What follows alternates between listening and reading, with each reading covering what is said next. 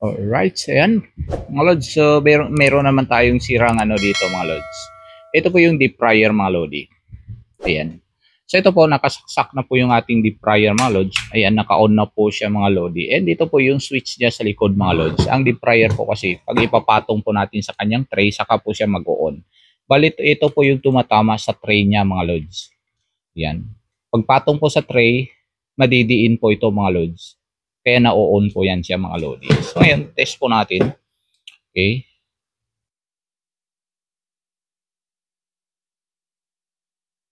Ayan. So ayan, wala po yung kanyang power mga lods. Ayan o. Pinipindot ko na mga lods. Ayan o. Hindi na po siya umiilaw mga lods. Kanina nagkaroon po siya ng ilaw mga lodi. So yan, pag sa ganun po mga lods, alam na po natin kung ano po yung sira niya mga lods. Bali, yung switch lang dito mga lods. May micro switch po yan sa loob mga lodi. Pag pindot po natin, yung button niya mga lods, na-on po yan mga lods. Yan o. O yun o.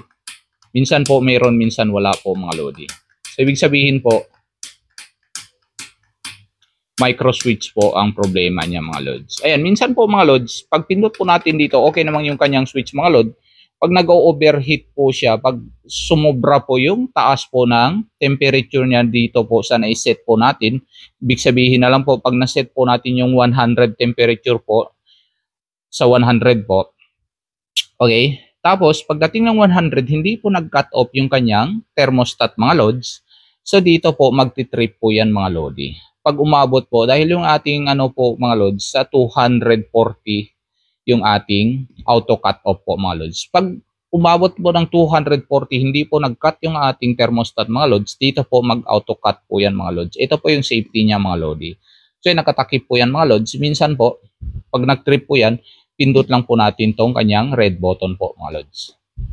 Yan. So ngayon dahil okay naman po yung kanyang auto cut off, yan, sirado po natin. So dito po ang i-repair po natin yung kanyang switch mga lods. Bale, papalitan po natin ng bago mga lods. Dahil wala po kasi tayong bago ngayon, kukuha po tayo ng mga second hand sa ating mga microwave po mga lods. Itong switch po kasi ng ating deep fryer at saka microwave, magkaparehas lang po mga lods. Although, yung kanyang ampere po mga lods, hindi po parehas. Ito po ay gumagamit ng original switch niya ay 15 ampere po mga lods. Sa microwave po ay 13 ampere lang po mga lodi. So papalitan lang po natin yung switch ng microwave dito mga lods. So ngayon, bago po natin mapalitan yung kanyang switch, okay, so kailangan po natin tanggalin yung screw niya, 1, 2, 3. So yan, ito po yung cover niya, dalawang lang, pero kailangan po natin baklasin po lahat mga lodi. So yan, kailangan po natin tanggalin yung 6 na screw niya po mga lodi. Ayan. Bago po natin buksan mga lodi, siguraduhin lang po naka-off at tanggalin po natin yung kanyang plug mga lodi. Ayan. So ngayon, tatanggalin po natin mga lods yung kanyang screw mga lodi. So yun mga lods, natanggal na po natin yung kanyang 6 na screw mga lods. Bale, ito po yung screw niya mga lodi. Ayan, natanggal na po natin. So itabi muna natin yung kanyang screw. Okay. Tapos dito po sa kanyang cover po, ito po yung takip niya mga lods. Ayan. Sungkitin lang po natin yan mga lods. Kung wala po kasi tayong kutsilyo, dapat po kasi ginagamit dito yung manipis po mga lods, kutsilyo. Ayan. So yan, nalaglag na po yung kanyang cover. Alright. So yan. So bali ganito na po yung sa loob niya mga lods para sa mga hindi pa po nakakita ng ganito mga lods. Yan. So ganyan po yung sa loob niya mga lodi.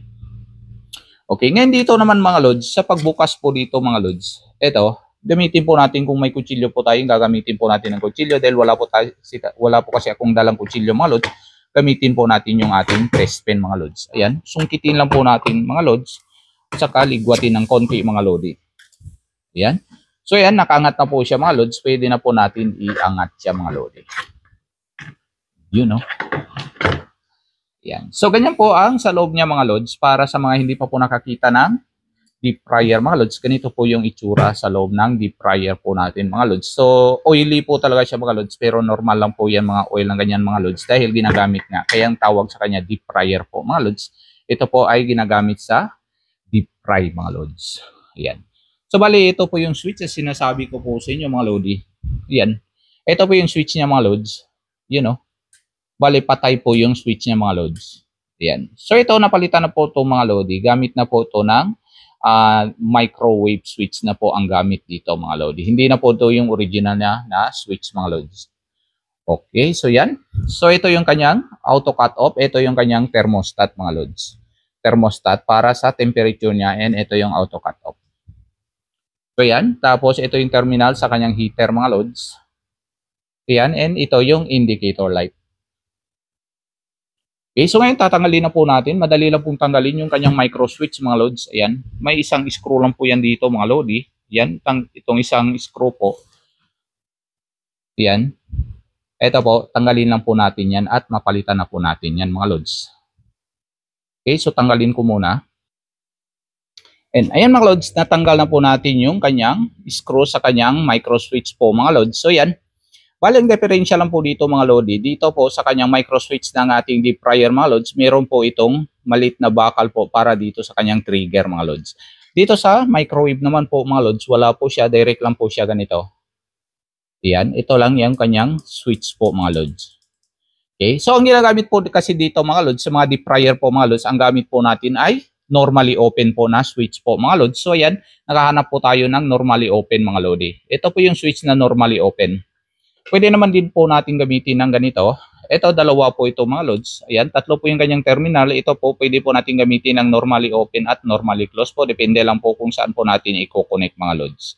Ayan, so ngayon gagamitin na lang po natin ito. Dalawang terminal. So ito, normally open lang po talaga ito mga lods. Ayan.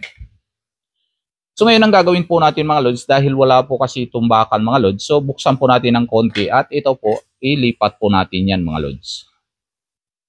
Yan. Bali sa pagbukas po nito mga lodi, kailangan po natin ng kutsilyo po mga lods. Ganito lang dito sa kanyang, may hiwa po kasi ito dito mga lods. Yan po, ipasok lang po natin yung blade. Tapos, okay, ayan, natanggal na po yung kanyang bakal mga lods. So ngayon, ililipat po natin to dito sa kabila. Ganun din, at dahan-dahan po para hindi po matalsik yung kanyang spring mga lodi. Yan. Yan, buksan lang po natin ng konti siya mga lods.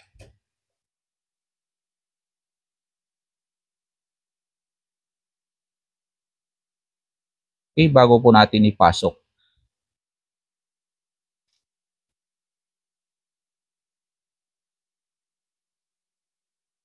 Tapos, idiin po natin mga lods. Ayan, isang kamay lang ang gamit ko mga lods na ilagay na po. Ibig sabihin, madali lang po ito mga lodi. So yan, meron na po siyang bakal po para sa kanyang trigger po mga lods. So yan ngayon, oras na para ilagay po natin dito yung ating micro switch po mga lods. Yan.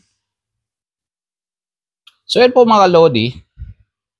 Bali na ilagay na po natin, na-screw na po natin yung ating micro switch po mga lods. Ayan ha.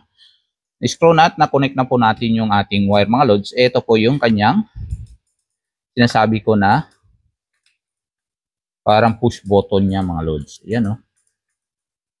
Okay. Bale, tumutunog po yung kanyang switch pag okay po yan mga lods. Ayan. So ngayon ang pagsirado nito mga lods, ganito lang yan mga lodi sa pagsirado sa kanya. Okay, unahin po natin yung sa unahan po mga lods at iset lang po natin at siguraduhin po wala pong wire nakaipit mga lods.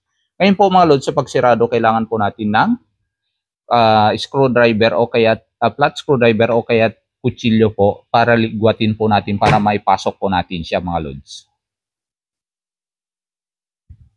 So yan, so nalagay na po natin ulit mga lods, hindi pa po natin na-screw at hindi pa po natin nailagay yung kanyang takip po mga lodi.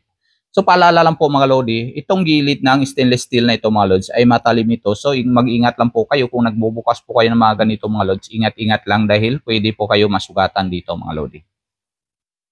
Yan, so ngayon iti-test na po natin mga lods. Yan.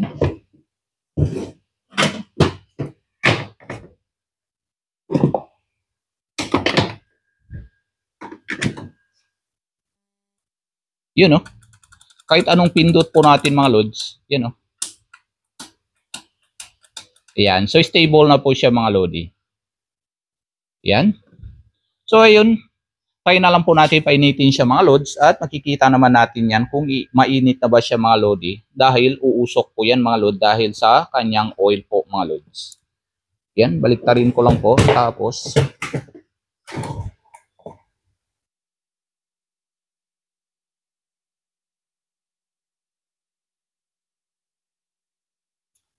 yan. So yan mga lods, kung napapansin nyo mga lods, may lumalabas na usok na po mga lodi. Ibig sabihin, okay na po yung ating deep fryer mga lods. Ayan. Pag umuusok na po siya mga lods, ibig sabihin mainit na po yan mga lods. Yun, no? So bali ito lang po ang pindutin natin mga lods dahil ito po ay pumapatong sa kanyang tray po yan mga lodi.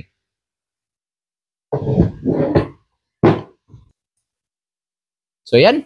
So yan lang mga lods para sa mga hindi pa po nakapag-subscribe po. Paki-subscribe na lang po at pindutin yung notification bell sa baba po para lagi updated sa mga susunod na video na ina-upload ko. Maraming salamat po. Stay safe, stay creative. God bless you all. Bye-bye.